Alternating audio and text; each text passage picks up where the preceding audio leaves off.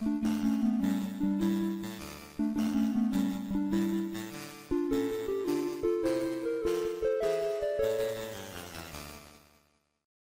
Internet! Welcome back to Mutton Shop Gaming. I'm the Mutton Shop Gamer, and in order to apologize to the puckish rogue for making him play through Family Guy Back to the Multiverse, a game so bad it was scary, I've decided to let him play The Binding of Isaac. Partly to apologize, partly so that with this video we might actually get to see the later levels, because I suck at the game.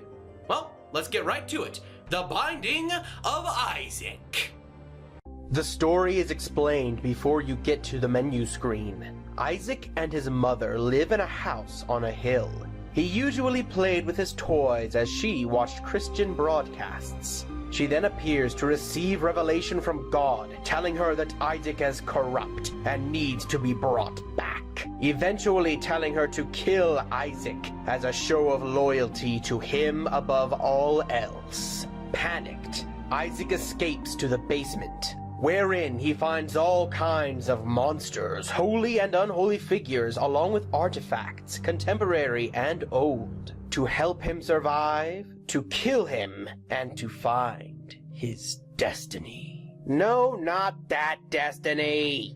Now, I could bring up the analysis of the endings and how it could add a deeper lore into the game, but honestly, I don't see why I should. Sure, it may be implied and people can talk about it online, but I've heard nothing official about these endings. And though it may be a cool idea to think that Isaac is suicidal and the different characters you unlock are the different parts of Isaac's mind, I'm not going to call it official until Edmund Macmillan says so.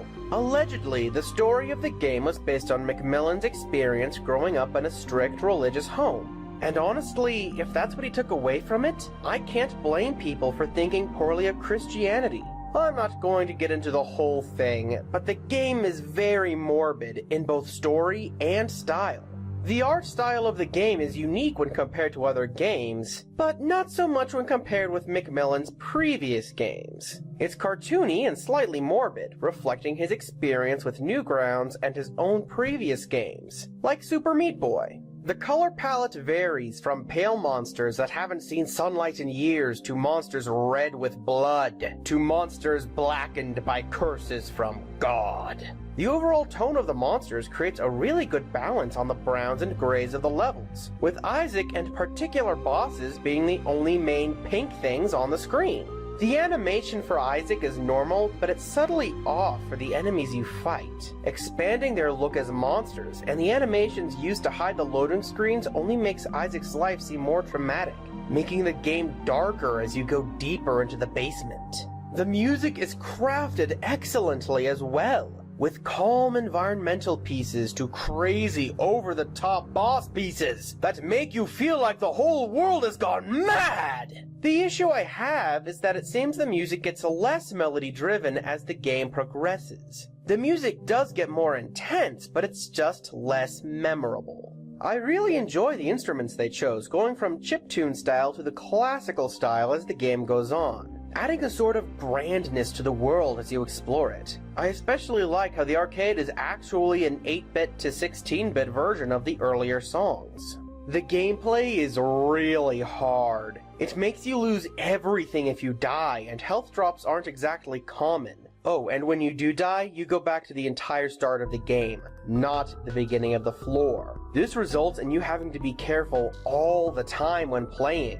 The best way to describe it is a top-down shooter/dungeon crawler. There are a bazillion room designs that get put together in random ways, and then a bagabadillion different items to be found in the game. But some items might not appear at all in a certain run. This means you can keep playing the game and never get the exact gain twice. You get items by either finding them in golden rooms, buying them from shops, finding them in chests, enemies dropping them, getting a blessing from an angel, or making a deal with the devil. You can't edit your controls, nor can you use a controller. They force you to use Joy to Key if you want to use a controller, which is extremely dumb. Super Meat Boy let you use a controller, so why didn't they just make that game kinda like the way they did Super Meat Boy? You're shooting Isaac's tears at the start as your primary weapon, but these can be upgraded to shoot farther or shoot blood instead of tears. Bloody tears in a Halloween game, where have I heard that before? You also have a secondary weapon, and these have different effects and take time to recharge, which is restored for every room you go through. You also have bombs to destroy walls to find secret areas and keys to open locked chests and doors, making the game almost Zelda-y in a way. The enemies all have varying effects. Some dash around the room, others jump around, some explode, and some shoot out smaller enemies, and others leave smaller enemies when killed. Bosses can be a pain to get through, but they're even worse when you go through an undead form of said boss. Keep in mind that some of this may not be in Vanilla Isaac, but it's in the Wrath of the Lamb DLC. There are some problems with the game, like the game tells you an item does one thing, but it ends up doing something else. There are mods the Binding of Isaac community has made to fix these issues, and though they're not official, they do make the game function better. It's worth noting that there is a newer version of the game coming out called The Binding of Isaac Rebirth, releasing for PC, Mac, Linux, PS4, PS Vita, and even the Wii U it seems. It will be adding more items, fixing some of the problems, and will allow controller support. Initially, I was going to do a developers please take my ideas where I would advise an easy mode where you start off with a 9 lives item, which lets you go to the start of the floor after you die, but then I realized that that wouldn't exactly be a good idea for the game.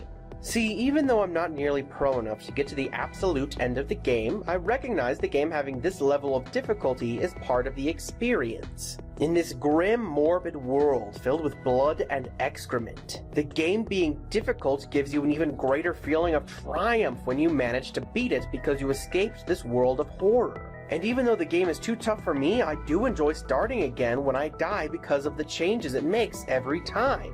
It's just that the difficulty adds to the atmosphere and feeling of reward, rather than just feeling the game is difficult in a cheap way.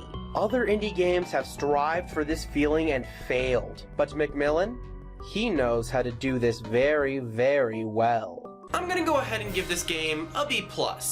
Is it for me? No. Can I still see the appeal of it and why many others love the game? Absolutely, because you'll still have fun when playing the game, even if you suck at video games like I do. You can get this game for $5 on Steam right now, $6.60 if you want the Wrath of the Lamb DLC, or you might wait to get the version that will be ready for controllers and consoles if that matters to you. Alright, see you guys next week.